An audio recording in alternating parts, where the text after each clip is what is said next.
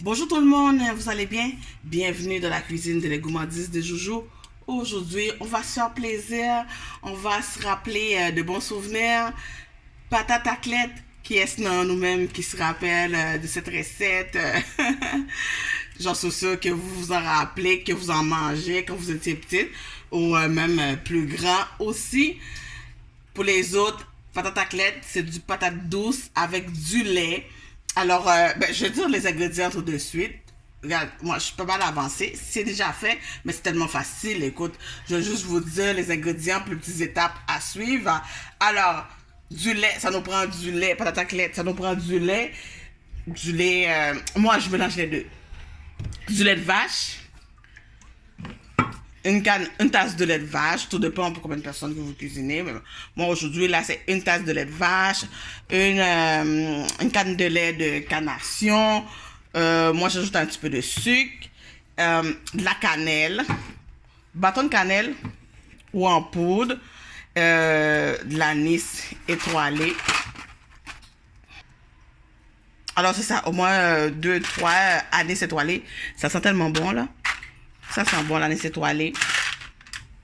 De la muscade, une pincée de cannelle, une pincée de muscade moulue, l'anis étoilé, et puis une goutte de extrait de vanille et des patates douces. J'en ai pas laissé pas cuire, mais vous allez dans les marchés haïtiens ou même dans les supermarchés, à l'épicerie, il y en a bien souvent des patates sucrées, patates douces.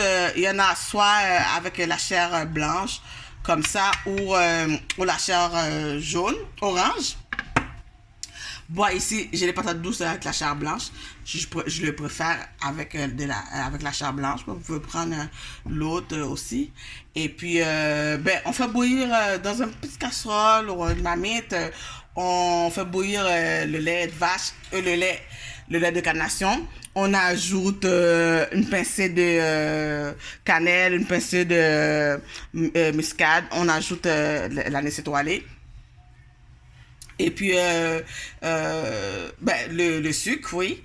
Et puis, du sel. J'ai pas dit du sel, mais on ajoute toujours. Hein, dans les trucs sucrés, les desserts, on ajoute un petit peu de sel.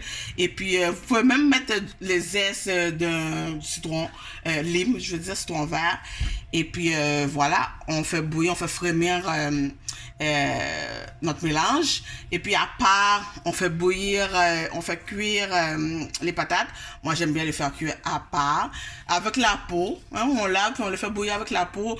Puis, une fois que c'est cuit, ou au cuit à 3/4, on peut le finir dans le lait. Comme ça, c'est plus facile à contrôler, que ça va pas s'écraser complètement dans le lait, ça va pas devenir à la bouillie là.